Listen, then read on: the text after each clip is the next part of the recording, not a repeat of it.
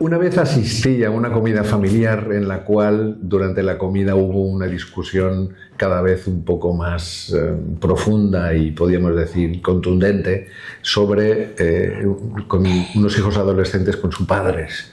Y entonces los hijos hablaban y ponían al padre objeciones a la fe y a la práctica cristiana, a la visión de iglesia, un montón de cosas de ese tema.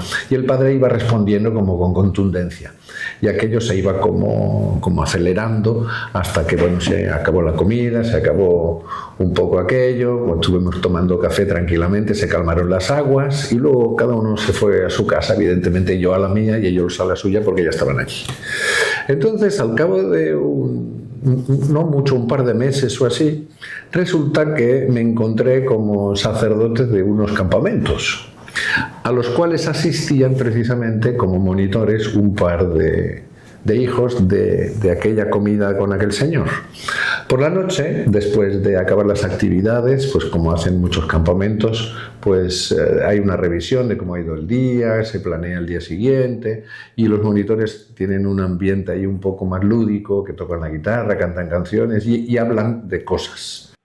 Y resulta que en ese momento del hablar de cosas, después de revisar el día y preparar el día siguiente, se pusieron a hablar y empiezan a salir temas de conversación que habían salido en la comida aquella. Y era curioso cómo los mismos hijos que entonces ponían pegas y discutían con su padre fuertemente, rebatiéndole argumentos, resulta que hacían servir los mismos argumentos de su padre para defender las ideas que estaban planteando sus compañeros monitores sobre los mismos temas que habían hablado. Pero lo hacían con una contundencia y con una claridad con la misma con que el padre defendía los temas en aquella mesa. Claro, al cabo de pocos días al volver yo me quedé sorprendido porque yo pensaba, ¿aquí qué pasa? Quizá lo que pasaba es que los hijos adolescentes necesitan arrancar de sus padres aquellos motivos, aquellas explicaciones que a ellos les sirve para afianzar la fe, para afianzar la suya. Y luego son capaces de defenderlo con los mismos argumentos y con la misma convicción. Por eso en el día de hoy queremos dedicar este programa a esta cuestión. ¿Cómo tratar a los hijos que suponemos rebeldes? Hoy hablaremos de los hijos rebeldes.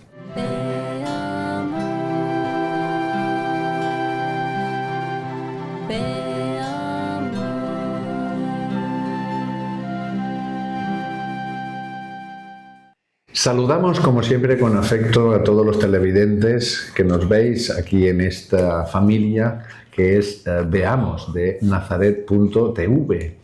Y como hemos visto en la introducción, a veces hay jóvenes, hay hijos que no es que hayan abandonado exactamente la fe, sino que de alguna manera se encuentran como en una etapa de búsqueda y de alguna manera presionan a sus padres no para confrontar, sino para de alguna manera reafirmar lo que ellos todavía no tienen bastante maduro delante del ambiente que viven para poder vivir y defender en cristiano su fe y su vida. Eso es lo que a veces nos encontramos, que hay hijos que son rebeldes, pero no es porque estén en contra, sino porque están en búsqueda, en descubrimiento, ¿verdad, Padre Enrique?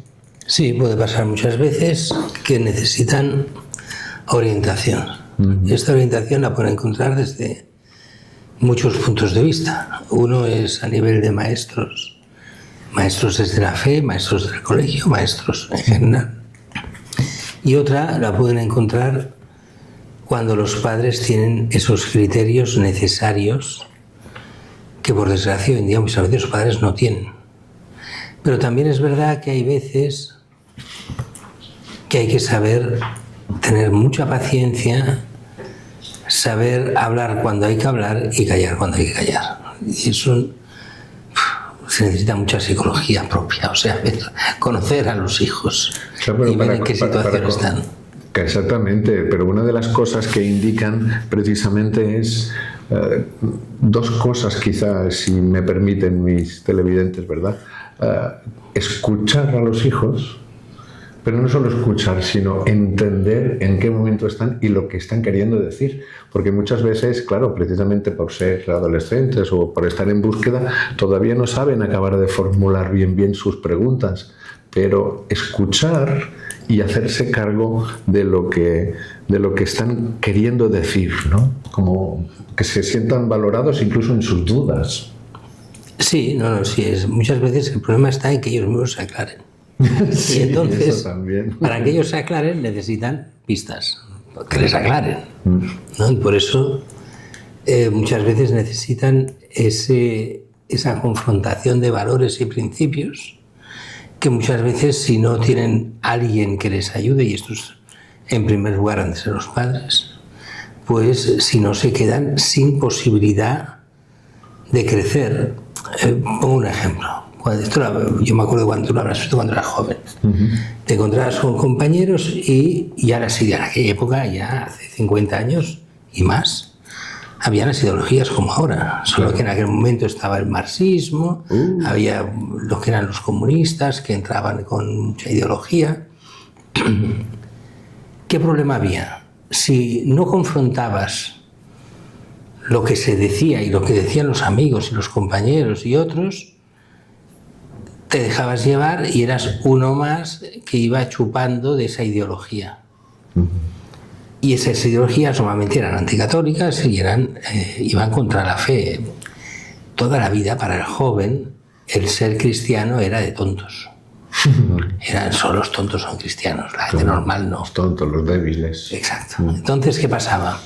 Cuando te encontrabas gente que te decía eso, pero si eso es una ideología ya pasada, si esas ideologías tienen 100 años, si ha muerto mucha gente por seguir estas ideologías, y te lo hacían ver como el mal que había dentro de las ideologías, y cómo al final la única respuesta es Cristo y no hay otra, porque sin Cristo todo acaba en ideologías, pero eso alguien te lo va a hacer ver desde el amor, desde la comprensión, desde estar al lado de esa persona que no vas a sacarle en provecho, sino que lo hace solo por su bien, y teniendo el respaldo, y los padres han de entenderlo.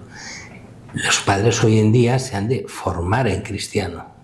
Si no tienen criterios cristianos, no tienen nada que hacer. Los hijos se dejarán llevar por todas las ideologías. Claro.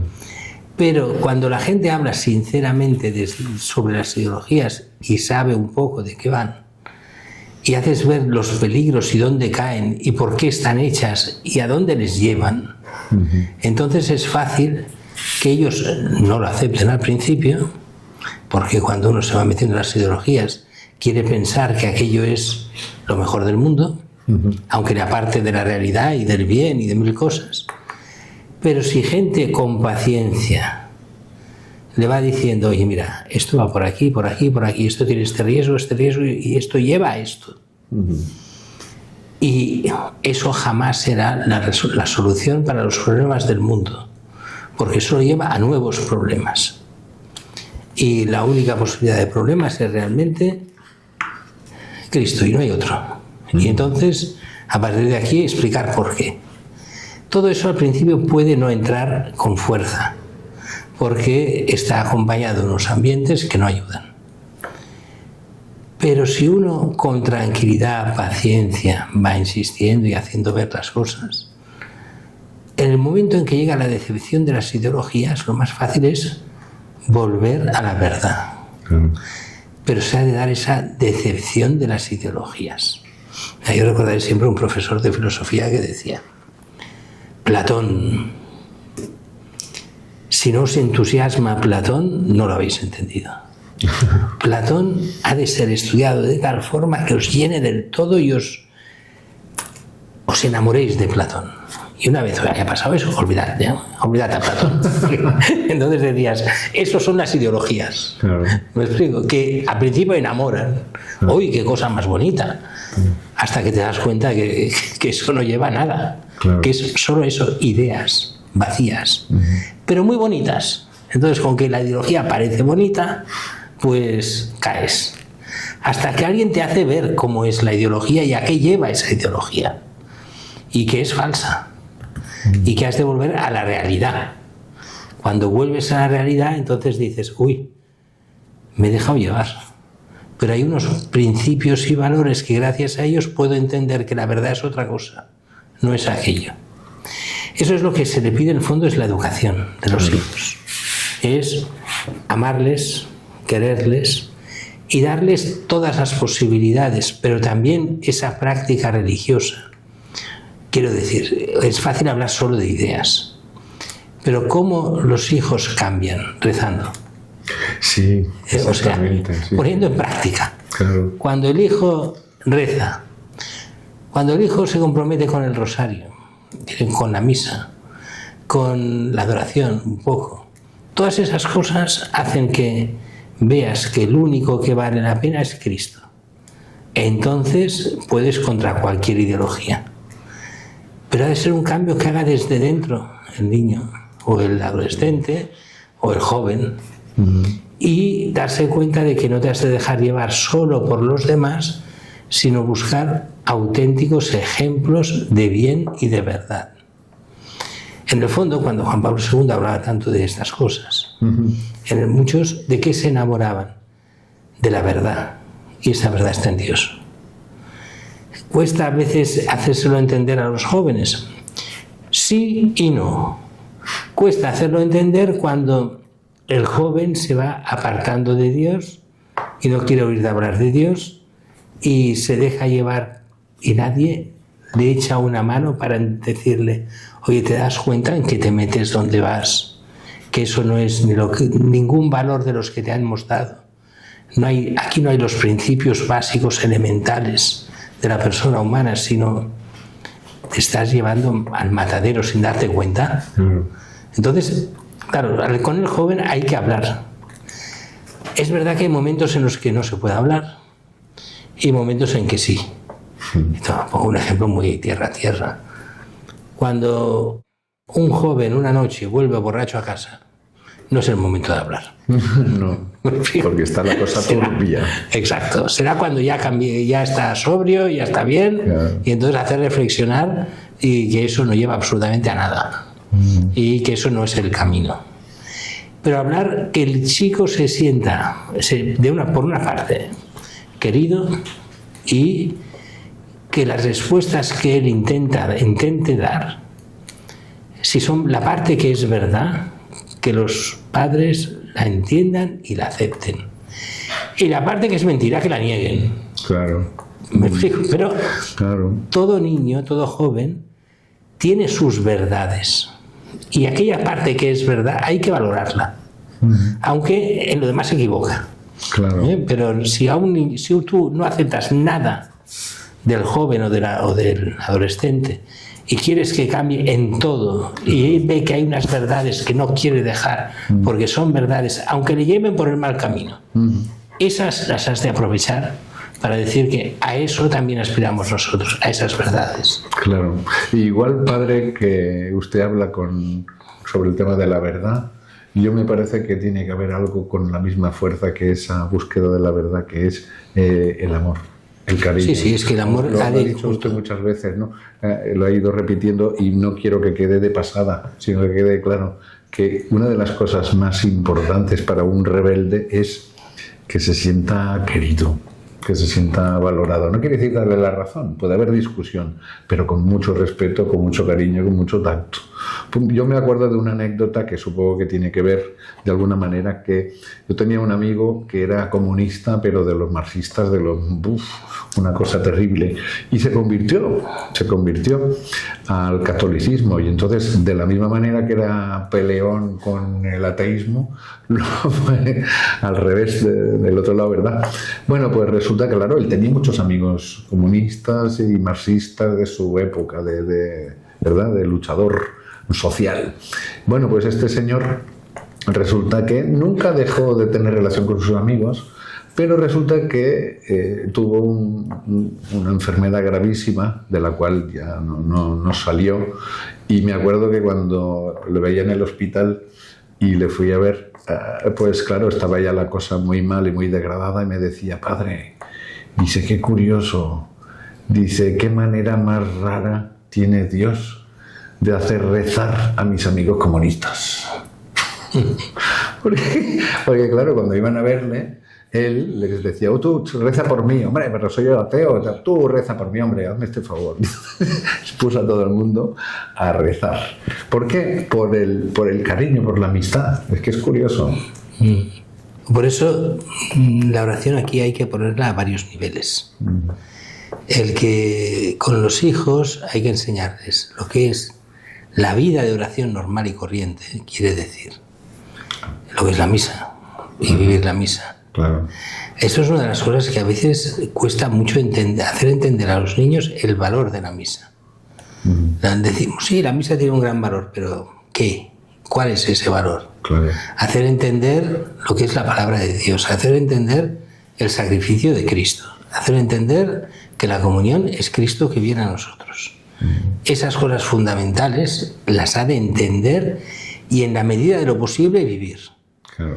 Y eso quiere decir que cosas que pueden parecer tontas, pero como es hacer la genuflexión en el Santísimo, Claro. que eso hace entender que ahí está Jesús. Claro. Hace cambiar el esquema mental. O sea, los signos ayudan a cambiar. Y uno dirá, pero bueno, lo que intentamos es que cambie de mentalidad. Pero todas esas cosas ayudan.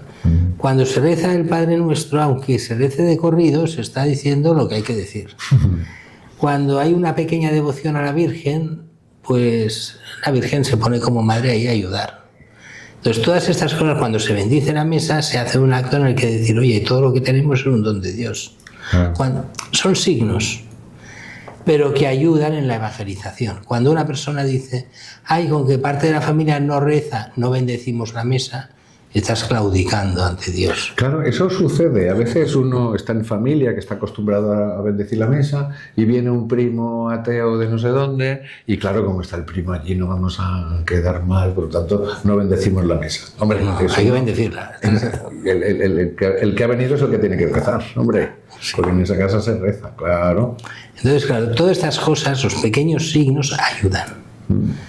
Ayudan de forma tal que en el momento que hay la conversión, no se da cuenta el que se convierte que se integra perfectamente en todo lo que se está haciendo. Claro. Si dejamos todos estos signos que no se vean, si no hay la cruz en casa, si no hay la imagen de la Virgen, si no hay todas estas cosas, estos signos, pues al final uno dice, mis padres fueron católicos, pero ya no sabemos lo que somos. Entonces, ¿por qué? Porque por respeto, falso respeto a ti, que has perdido más o menos la fe, o a la persona que sea, pues se van dejando los signos religiosos. No, no se dejan. Hay que dejarlos. Claro. Sino que todos esos signos se potencian sabiendo que lo esencial no es eso, pero que esto ayuda. Por eso los críos han de saber rezar, han de saber las oraciones, han de saber los principios básicos y fundamentales del cristianismo, para que en los momentos de crisis en su interior recen. Hay una cosa muy curiosa, y esto pasa con muchos jóvenes. ¿Por qué los cantos en la misa han de ser buenos y son tan importantes? Porque hay momentos del joven que tiene sus alegrías y sus penas, y si ha absorbido estos cantos, los continúa cantando interiormente, en muchas ocasiones. Porque es su relación con Dios, más que oraciones básicas, muchas veces son cantos. Entonces han de ser cantos buenos, bonitos, y lo que dice que tenga contenido. Claro. Porque eso ayuda a la fe. Claro. Entonces esas personas dicen, yo no tengo fe, pero me acuerdo de esta canción y está rezando con esa canción. Claro. Entonces se necesita muchas veces. Que esto no lo soluciona todo, no, es que son muchas cosas juntas que van ayudando a vivir la fe. Yo no creo que hay nadie que viva una fe de pura fe abstracta. Claro. No, la fe se vive en las cosas pequeñas de cada día. Y es un Entonces, proceso, claro. Y eso los jóvenes lo pueden ir viviendo. Un joven que no tenga cantos, que no lo sepa ningún canto religioso, que no sepa ninguna oración, es que no está metido en la fe. Claro. Entonces son todo cosas que van ayudando. Pero ayuda mucho la atención de los padres, el amor de los padres, nunca perder el amor de los padres en medio de cualquier dificultad, claro, y saber que ahí hay un apoyo seguro. Todo eso ayuda. El hecho de las fiestas, que se vivan las fiestas cristianas. Uno dirá, bueno, claro, muchas familias que han paganizado las fiestas, donde ya, por ejemplo, llega la Navidad y no se habla de Cristo, porque claro, la gente ya no cree. No, tienes la Navidad, el centro es Cristo, el nacimiento de Cristo. claro. Y eso se muestra en los signos, en el pesebre, en mil cosas, y en la misa de la noche de Navidad. Hoy dicen, ya hay la mayoría de parroquias aquí ya no hacen la misa de noche de Navidad. Y no se dan cuenta que están ayudando a que se pierda la fe. ¿O es que se puede ir a misa a cualquier otra hora? Claro que sí, Sí, pero no es lo mismo. no es lo mismo, claro. Por no ponerse en el centro a Cristo, sino que Cristo siempre hay que buscarle una hora que no moleste a lo que estamos haciendo. A ver, la diferencia, ¿Cristo está en el centro o nosotros estamos en el centro y Cristo a ver dónde lo ponemos? Claro. Pues si Cristo no está en el centro, los demás se dan cuenta de que mi familia no tiene a Cristo en el centro, no vale la pena Cristo. Claro. Si Cristo está en el centro, ¿por qué lo estará en mi familia? Pues quiere decir que vale la pena. Claro. No sé si me explico suficientemente. Perfectamente. Son todos detalles que ayudan a la evangelización. Claro. Y hasta aquí el Veamos del día de hoy, que esperamos que os haya sido de alguna manera de ayuda y de inspiración. De todas maneras, nos quedamos también con una cosa muy importante, que es que Dios tiene también sus tiempos. Hay que tener paciencia, hay que confiar en la providencia de Dios y dejar que cada uno pues haga el proceso que le corresponde, teniendo en cuenta todo esto que nos ha dicho el Padre Enrique. Y también en el día de hoy quisiera aprovechar para saludar a Eliana de Chile, en Santiago, Pilar, Elizabeth y Alejandro de New Jersey de Estados Unidos, que nos piden también rezar por sus hijos, claro que sí. Gabriel y Graciela de Montevideo, Uruguay, que envían saludos, dicen ellos, y abrazos a todos los hermanos de Veamos. Ya estamos, ¿verdad que sí? Claro. Felicitaciones también a Gabriel y Graciela por la confirmación de su nieta, que confía en el Espíritu Santo, claro que sí. Saludamos a Cristina, a Lucía, a Carmen de Madrid, a Rosa de Buenos Aires en Argentina, a José de San Diego, California, que siempre nos hace unas reflexiones muy interesantes. A Concepción, a Bruno de Arequipa, en Perú, felicidades por esta hija que está en camino, ¿verdad? A Felipe, a Ana Reyes y a todos ustedes también, como hacemos siempre, acabamos con esta bendición de Dios. Pero antes deciros que nos podéis escribir a este correo electrónico veamos.nazarettv@gmail.com, que de entrada os agradecemos de todo corazón. Vamos a recibir, como siempre, esta bendición de Dios para que el Señor nos proteja, la Virgen Santísima y también San José. El Señor esté con vosotros. Y con tu espíritu. Dios bendiga a Dios Todopoderoso, Padre, Hijo y Espíritu Santo. Amén. Glorioso San José, ruega por nosotros. Ave María Purísima, sin pecado concebida.